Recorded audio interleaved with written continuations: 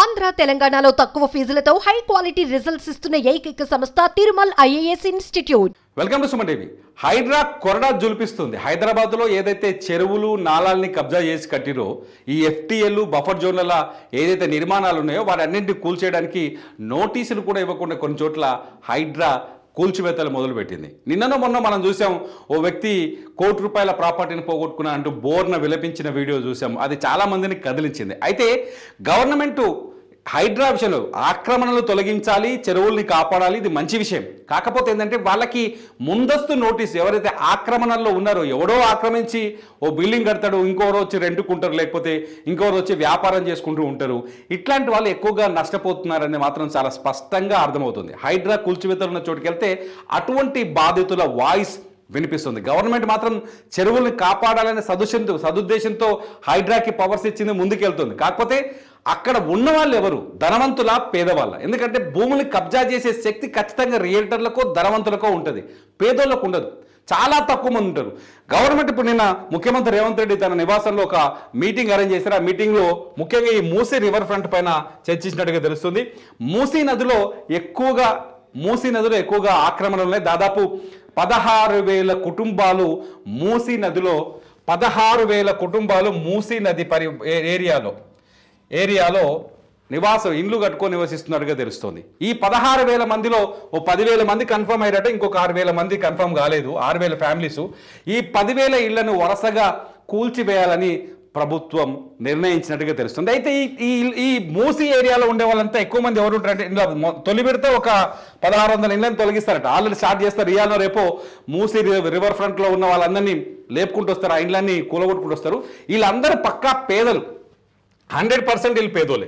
ఈ పేదలు కొందరేమో ఈ మధ్యనే నేను చేసిన ఎఫ్టీఎల్ మీద చేసిన వీడియో చూసి ఒక అతను నాకు ఫోన్ చేశాడు. మా పరిస్థితి ఏంది, మేము ఆల్రెడీ లక్షలు ఖర్చు పెట్టుకొని ఇండ్లు కొనుక్కున్నాం, ఇప్పుడు కూలగొడితే మా ఏంది చచ్చిపోవాలా మేము అని చెప్పేసి ఒక అతను నాకే ఫోన్ చేశాడు. ఫోన్ చేసినప్పుడు అనిపించింది, నిజంగా ఇటువంటి పేదలు బాధితులు చాలామంది ఉంటారు. వీళ్ళ పరిస్థితి ఏంటి అనే విషయానికి వచ్చేసరికి గవర్నమెంట్ ఒక మంచి ఆలోచన చేసింది.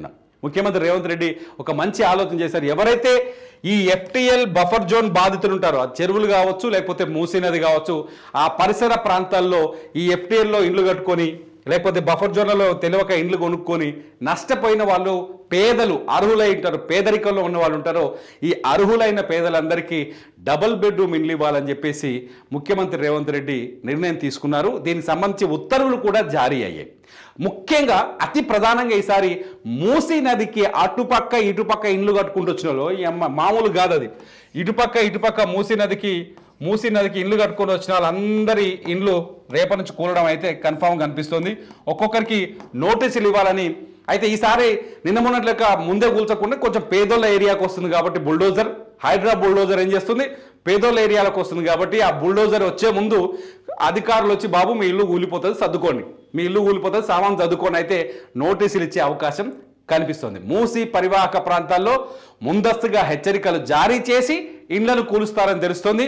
అంతేకాదు, ఎవరైతే ఇళ్లను కోల్పోతున్నారో ఆ పేదలందరికీ మూసీ పరివాహక ప్రాంతాల్లో వాళ్ళకి డబుల్ బెడ్రూమ్లు ఇచ్చే అవకాశం కూడా ఇస్తామని గవర్నమెంట్ హామీ ఇస్తుంది. చాలా మంచిదే కదా. మూసీలో పోయి ఆ మురికిలా దోవలలో బతికే కంటే మంచి ప్లేస్లో డబుల్ బెడ్రూమ్ ఇల్లు ఇస్తాడు, నిజంగా అదృష్టవంతులు అవుతారు కదా.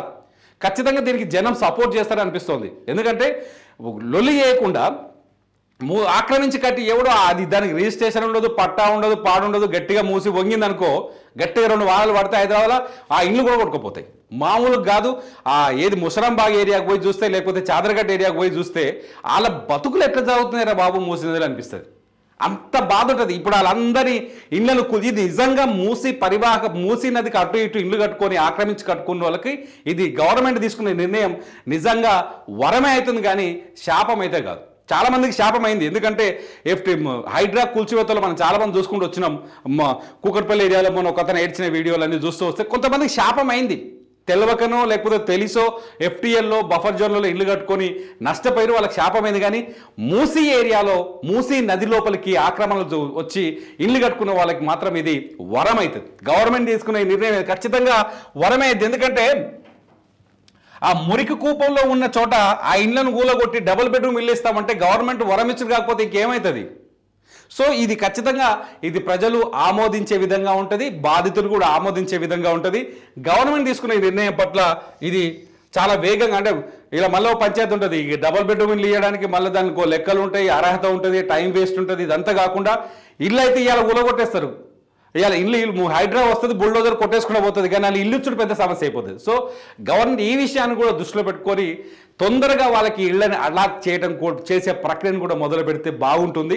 మొత్తానికైతే మూసీ నది ప్రక్షాళన జరగాల్సిన అవసరం ఉంది. మూసీ వల్ల మురికితో పాటు కాలుష్యంతో పాటు రకరకాల సమస్యలు విస్తరిస్తున్నాయి.